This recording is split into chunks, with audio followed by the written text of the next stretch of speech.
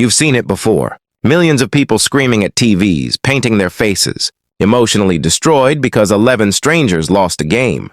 And then there are the rest. The people who just don't care.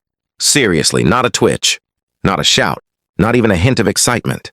And here's the thing. Their brains might actually work differently. Stay with me, because what I'm about to explain will completely change how you see those sports-obsessed friends, family members, or co-workers. First, let's ask the obvious question. Why do so many people care this intensely about sports? Humans are tribal, always have been. For thousands of years, belonging to a group meant survival. Your tribe protected you, helped you hunt, kept you alive. Sports? They're basically modern tribes, with better merchandise. When someone roots for a team, their brain releases oxytocin, the bonding hormone, the same chemical that makes you love your family. Wild, right? Their brain literally tricks them into thinking professional athletes are part of their clan. Now, here's where it gets fascinating. People who don't obsess over sports, they're wired differently. Psychologists call this lower tribal instinct. Their identity isn't wrapped up in a team or a group. They're more individualistic, more likely to say, I don't need a tribe to feel complete. Studies back this up. A 2019 study showed that non-sports fans have way less us versus them thinking. They don't automatically despise the other team just because it isn't theirs. Contrast that with the diehard fan during a game. Every play hits their brain like a dopamine shot. Their anticipation spikes. Their reward systems light up. Every possession, every goal, every turnover, addictive micro-rewards. And yes, fMRI scans confirm it. Watching your team can trigger the same brain centers as gambling. Uncertainty drives it all.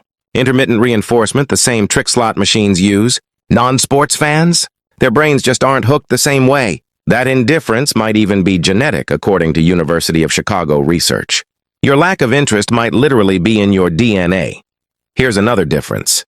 How fans tie their self-esteem to outcomes. Sports enthusiasts bask in reflected glory. Their team wins, we won. Their team loses, we lost. Notice the pronoun shift? Their identity temporarily merges with a team's faith. Non-fans don't do this. Their self-esteem is stable.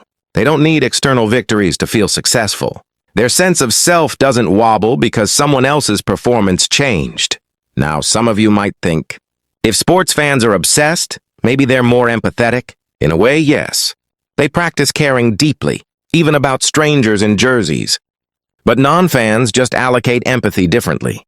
Their emotional energy goes to relationships, creative projects, intellectual challenges, or social causes. A 2021 study confirmed it. People with low sports interest score higher on openness, love of art, and appreciation of beauty. They get emotional highs elsewhere, music, nature, ideas, meaningful experiences. For some, not caring about sports is protective. Maybe gym class was rough. Maybe they felt excluded from sports culture. Maybe they just never understood grown adults screaming at TVs. Whatever the reason, their indifference isn't a flaw. It's a reflection of personal preference, past experiences, or just simple boredom with the spectacle. Here's why fans and non-fans sometimes can't relate to each other. Sports fans thrive on narrative. The underdog story, the comeback, the dynasty, the rivalry. It's unpredictable, high stakes, and dramatic. Non-sports fans? That unpredictability is meaningless. Why would I invest emotionally in something I can't control, performed by people I don't know? Neither perspective is wrong. They're just different ways of satisfying the human need for story and meaning. Sports fans, parasocial investment. One-sided emotional energy. Non-fans, direct engagement.